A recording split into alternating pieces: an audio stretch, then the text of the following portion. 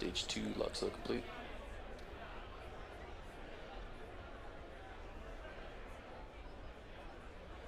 Vehicles on internal power.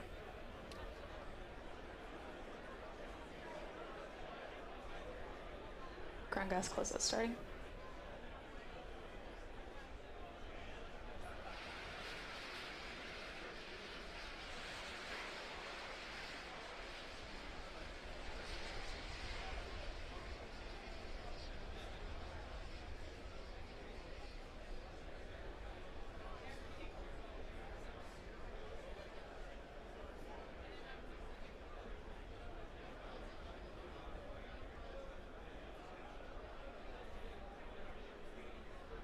Ground gas closeout's complete. Dragon is in startup. Falcon 9's in startup.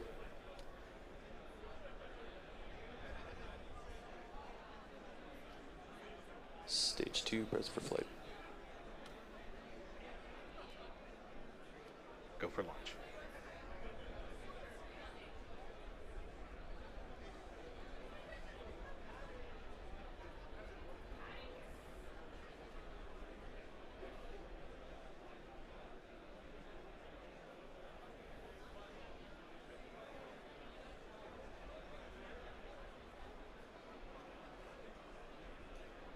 Stage 1's at startup pressures. Minus 15 seconds. And Falcon 9's configured for flight. 9, 8, 7, 6, 5, 4, 3, 2, 1, 0. Ignition, liftoff.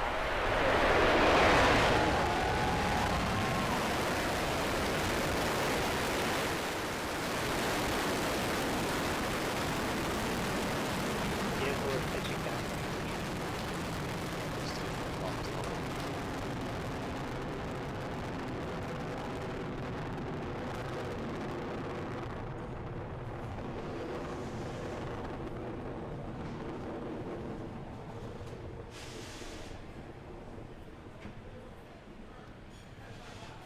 35 seconds into flight, we've had a great liftoff from Space Launch Complex 40.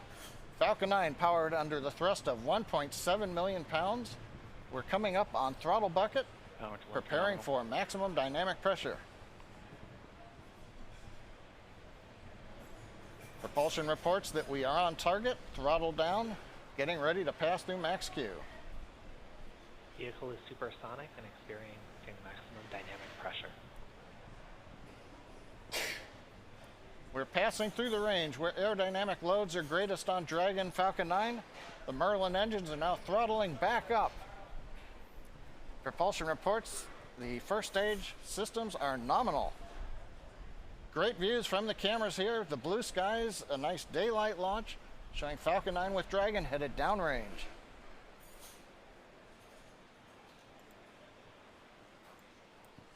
The MVAC engine call chill. out for MVAC engine chill. That means we are now chilling in the LOX turbo pump on the upper stage engine, getting ready for its ignition about 2.5 minutes into flight. Great view looking back from the first stage camera. Cape Canaveral in the background as we head northeast towards the International Space Station orbit. Next major activities coming up in about 25 seconds. We'll have shutdown of the 9 first stage engines. We'll get stage separation and ignition of the second stage to propel Falcon 9 and Dragon into Earth orbit. We also hope to see on the left side the first stage flip around and light 3 engines to begin the path of coming back to landing zone 1 at Cape Canaveral.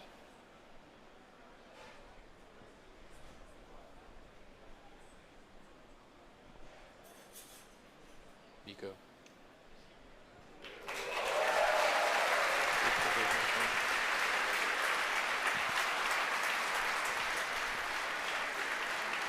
Stage 1 boost back startup pressure.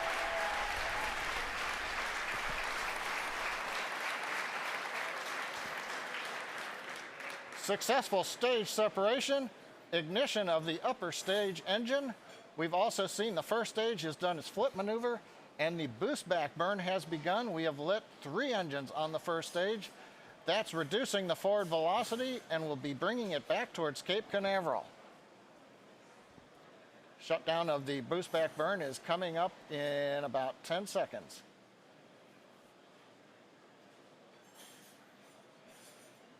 Second stage continues to look good on power.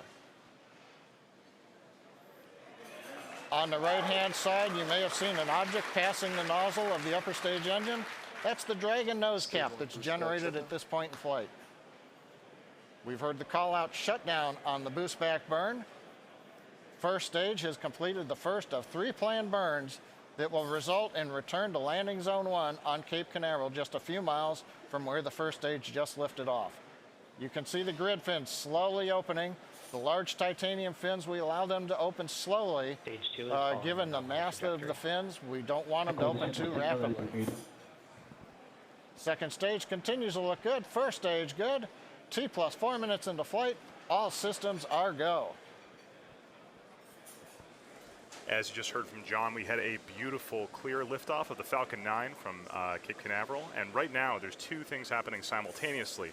On the left-hand side of your screen, you can see a camera that's on the top of that Falcon 9 first stage, currently pointed down the length of the first stage. You can see the titanium grid fins, and that will be executing its re-entry burn at about T plus 6 minutes and 30 seconds.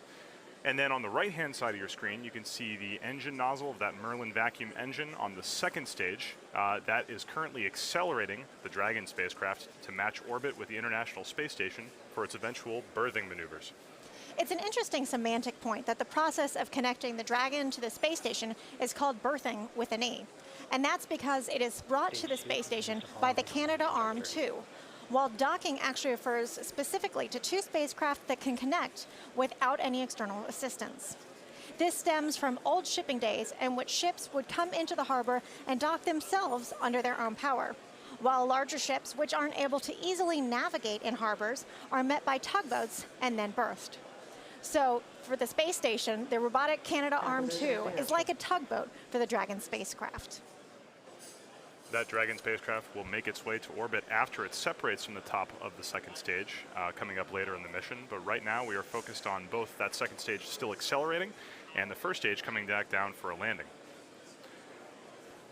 Next step up for the first stage is going to be a re-entry burn. That's when it's going to light 3 of its Merlin engines to slow itself down as it hits the denser regions of the atmosphere. You can actually see on the left-hand side of your screen, that is Cape Canaveral and the coastline of Florida. You can see that first stage is oriented towards Cape Canaveral and currently about to decelerate. That re-entry burn will be happening in 30 seconds. In addition to those re-entry burns, you actually saw some what looked like frozen condensation floating off the side of the first stage. In addition to those burns, the first stage also uses those titanium grid fins to control itself and cold gas thrusters, which are those bursts of air you can see periodically issuing from that first stage. Let's watch the re-entry burn happen in about 5 seconds.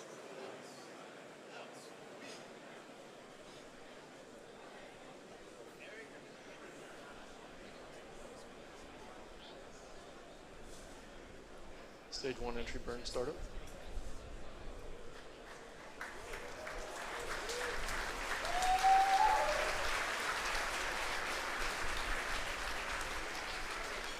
You can see all 3 of the 9 of those Merlin engines light up right now, executing that re-entry burn and slowing that first stage down.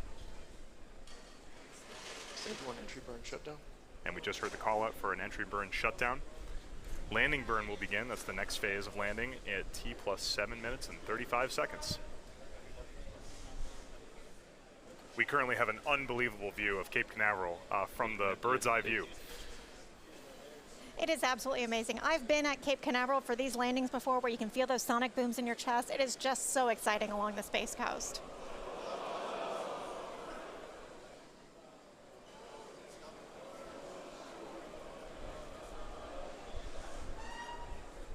Stage 1 transonic.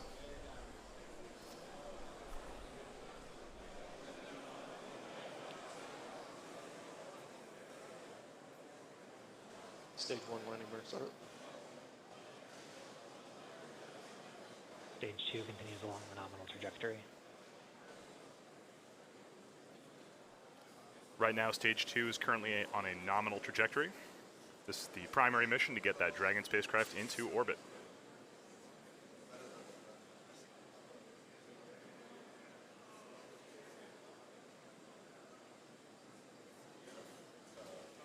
Right Right now you can see that second stage engine is two is performing under nominally with the Merlin vacuum engine glowing red hot.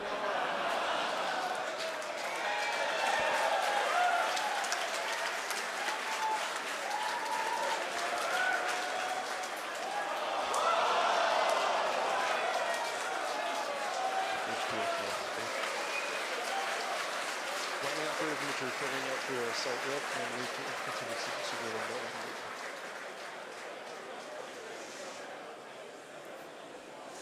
You may have heard the SpaceX team cheering in the background. It appears that the stage 1 of the Falcon 9 has made a water landing off the coast of Cape Canaveral.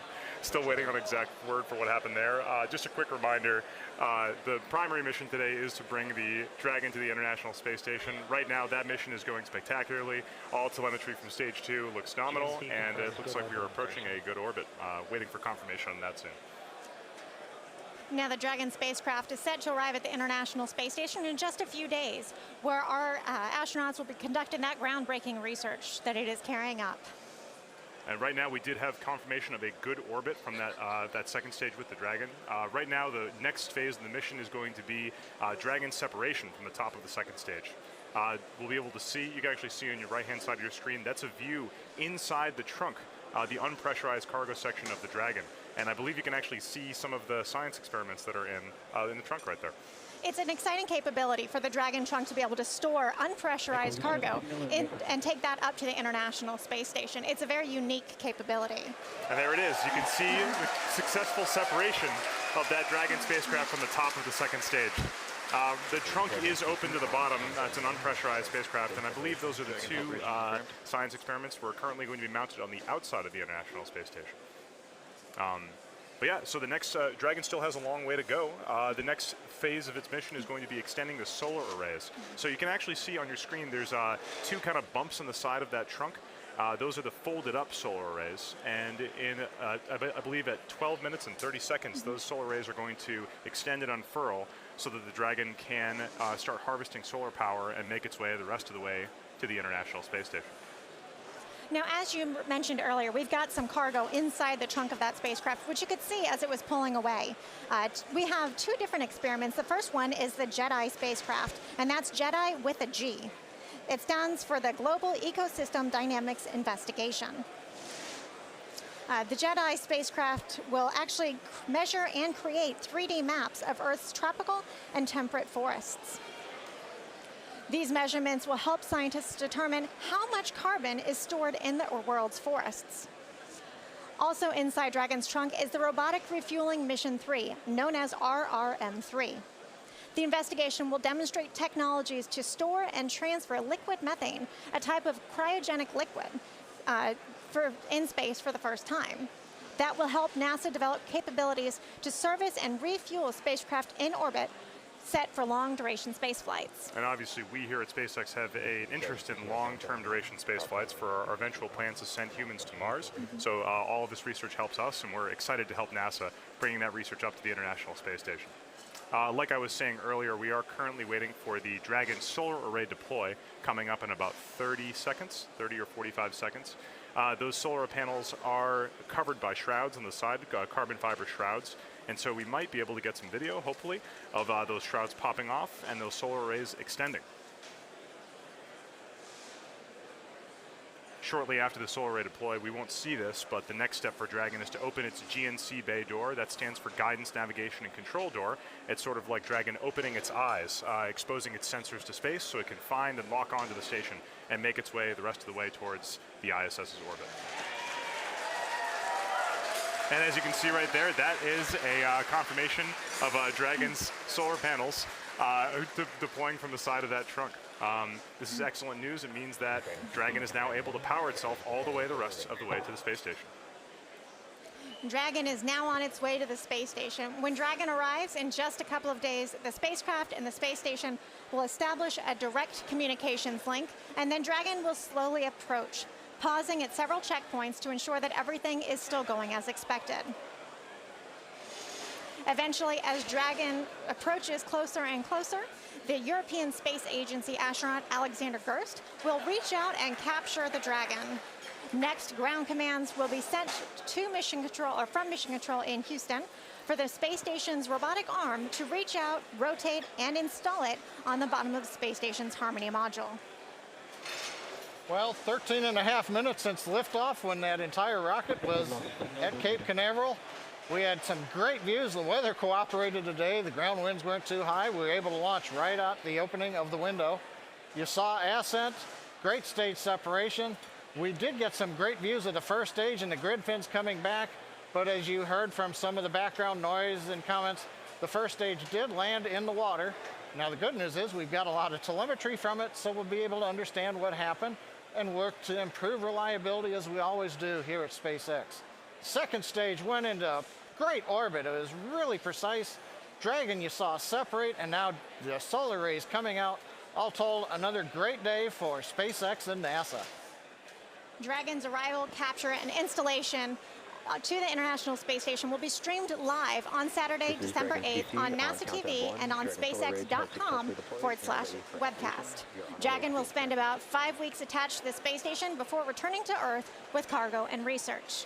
Please follow NASA and SpaceX on our social media pages for ongoing updates. I personally will be covering that early morning grapple and capture, so please tune in for that on Saturday morning. And please, thank you to NASA, the range, the FAA, and you, the viewer, for tuning in. We greatly appreciate your support for these launches. Until next time.